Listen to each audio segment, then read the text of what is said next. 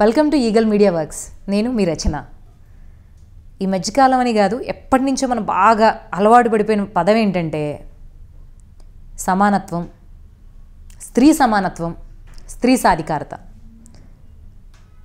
నాకు ఎప్పుడు ఒక డౌట్ అన్నమాట, సమానత్వం అంటే ఏంటి? రిజర్వేషన్, ఓకే 30% రిజర్వేషన్ ఎంతో ఉండింది. అలాగే ఏదైనా ఒక అంశం వచ్చినప్పుడు first women who made that, అంటే మొదటి మహిళ ఎవరైతే ఆ పని చేశారో. ఎప్పుడైనా మనం విన్నామంటే first male who made that అని. ఉమెన్కి వచ్చేసరికి ఫస్ట్ ఫీమేల్ అని చెప్పుకుంటాం మనం. అలా చెప్పుకోవడం మనం గర్వంగా ఫీల్ అవుతాం. మొట్టమొదటి మహిళ అంటారా వెళ్ళింది నాసాలో ఉమెన్ సైంటిస్ట్. ఆ ఫస్ట్ అన్న దానికి ఒక ఉమెన్ అన్న ఒక్క నౌన్నే మనం యాడ్ చేస్తామండి, మ్యాన్ యాడ్ చేయం. అప్పుడు సమానత్వం ఎక్కడున్నట్టండి? అది గర్వకారణమే. అసలు నిజంగా సమానత్వం అంటే ఏంటి? ఎవరైనా సరే ఒక కొత్త పని చేసినా, అప్పుడు వరకు ఉన్నదానికి డిఫరెంట్గా చేసిన ఉమెన్, ఇన్నాళ్ళకు అమ్మాయి చేసింది అలా చెప్పుకోవడంలోనే మనం ఆ పనులు చేయలేమని, ఇప్పుడు ఎవరో ఒక అమ్మాయి చేసిందని, అందుకని మనకు ఈక్వాలిటీ వచ్చేసిందని. ఇవన్నీ కూడా సూడో ఫినామినన్స్లా అనిపించట్లా? ఒక సూడో సిద్ధాంతంలో మనం ఉన్నట్టు. ఇది కాదేమో కదా నిజమైన సమానత్వం అంటే. కాదేమో. సమానత్వం అంటే నిజం చెప్పాలంటే ఆత్మగౌరవం, అభిరుచి. మనకు నచ్చింది చేయడం. నచ్చిందంటే ఏది పడితే అది చేయమని కాదు, ఒక వ్యక్తికి హాని కలిగించింది, ఒక సంస్థ, మన సంస్థ కావచ్చు, సమాజం కావచ్చు, దేశం కావచ్చు, మనం చేసే పనుల వల్ల ఎటువంటి నష్టం లేకుండా ఉంటే చాలు. మన మనసుకు నచ్చింది చేయాలి, ఆత్మగౌరవం నిలబెట్టుకోవాలి. ఇంతకు మించి సమానత్వంకి ఇంకో డెఫినేషన్ ఏముంటుంది చెప్పండి?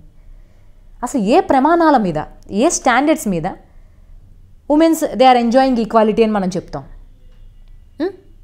అన్న ఒక్క ఆ స్టాండర్డ్, అది ఏం పెట్టాలి ప్రమాణాలు అన్న దాంట్లో ఉన్న ఆ అస్పష్టత వల్ల ఇప్పుడు ఈరోజు పోతున్న మహిళా ఉద్యమాలు కావచ్చు, ఏదైనా కావచ్చు, ఇష్యూ వచ్చినప్పుడే ఉంటారండి. ఇష్యూ అయిన తర్వాత దాని బ్యాకప్స్ అనేవి ఎవరికీ తెలియదు.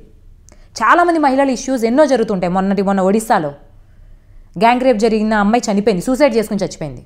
అలాగే మొన్న సంగీత గృహహింస వరకు వెళ్ళి మియాపూర్లో విజయం సాధించిన అమ్మాయి. వాట్సెవర్ న్యాయస్థానం ఆమెకు అనుకూలంగా తీర్పించింది. అదే ఆమె ఫెయిల్ అయితే, ఆ తీర్పు అలా రాకుండా ఉంటే ఆమె గురించి ఫాలో అప్ ఉంటుందా? ఉండదు.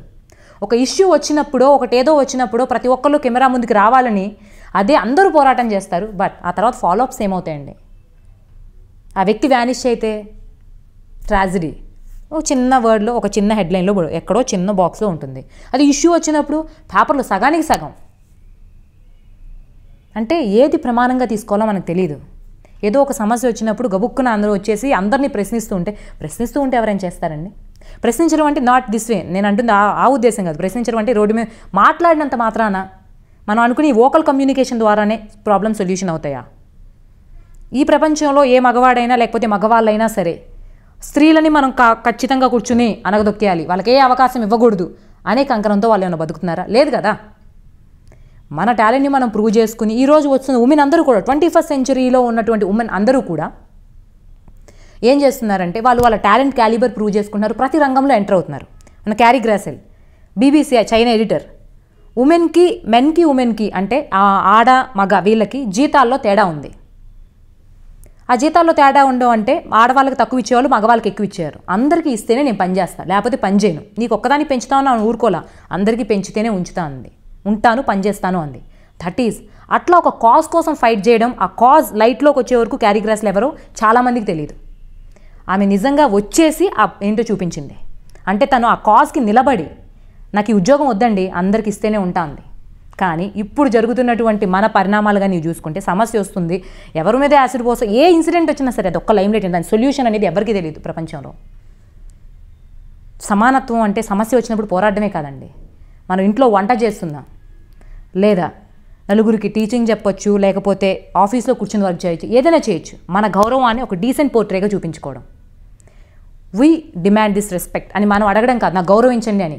మనం చేసే పనిలోనో, మన యాటిట్యూడ్లోనో ఆ రెస్పెక్ట్ అనేది, ఆత్మగౌరవం అనేది నిలబెట్టుకునే యాటిట్యూడ్ మనం డెవలప్ చేసుకోగలిగినప్పుడు మన మైండ్స్లోనో, ఈవెన్ లేడీస్లో కూడా, అత్తలు కావచ్చు, ఎవరైనా కావచ్చు, కొంచెం ఎవరైతే ఎల్డర్ జనరేషనో మనకన్నా బిఫోర్ జనరేషన్ ఉంటారో వాళ్ళు తెలియకుండానే ఒక ఫీలింగ్లో ఉంటారు, మనకు వచ్చే కోడలో లేకపోతే మనకు వచ్చే కూతురో ఇలా బిహేవ్ చేయాలి అని.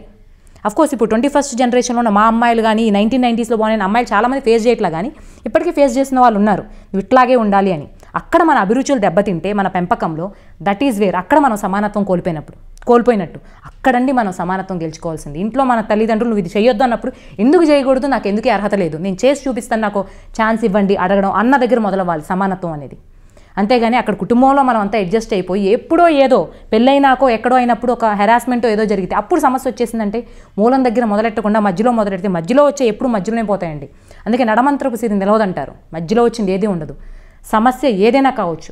సమానత్వం అంటే మన ఆత్మవిశ్వాసాన్ని కోల్పోకుండా ఆత్మగౌరవాన్ని నిలబెట్టుకుంటూ మన అభిరుచులకు తగ్గట్టు వెళ్ళడం. అది మొదలవ్వాల్సింది కుటుంబంలో. మనం పుట్టినప్పటి నుంచి వాతావరణంలో మన అభిరుచికి తగ్గట్టు పని జరగలేదు అడగండి. అక్కడ పిల్లలకి నేర్పించాల్సింది అది, ఎడ్యుకేషన్ సిస్టంలో నేర్పించాల్సింది అది. అక్కడ మొదలవకుండా వాళ్ళు ఎప్పుడో ప్రాబ్లం ఫేస్ చేసినప్పుడు ఇస్తే ఆ చిన్నప్పటి నుంచి లేని ధైర్యము అది వాళ్ళకి ఎలా వస్తుంది? ఒక సమస్య వచ్చినప్పుడు పోరాడే ధైర్యం రావాలంటే వాళ్ళ కుటుంబ వాతావరణం కూడా చాలా ప్రముఖ పాత్ర పోషిస్తుంది. అక్కడ మొదలెడితేనండి మనం అనుకున్న నిజమైన సమానత్వం. ఈ సమానత్వం అనే అభిరుచి ఆత్మగౌరవంతో కూడినదే నిజమైన సమానత్వం. అటువంటి సమానత్వం మొదలవ్వాల్సింది పోరాటాలతో ఉద్యమాలతో కాదు, మన కుటుంబ వాతావరణం నుంచి మొదలవ్వాలి, మూలాల నుంచి మొదలవ్వాలి. అప్పుడే నిజంగా మాకింత రిజర్వేషన్ ఉంటే సమానత్వం అని చెప్పుకోవడమో, లేకపోతే మేము ఇది చేసాం కాబట్టి సమానత్వం కాదు, మాకు నచ్చినట్టు బతుకుతున్నాం, మా ఆత్మగౌరవం ఎక్కడా దెబ్బతినలేదు, మమ్మల్ని అందరూ గౌరవిస్తున్నారు అన్న ఫీలింగ్తో మనం జీవితాంతం బతకడమే నిజమైన సమానత్వం. Thanks for watching the video.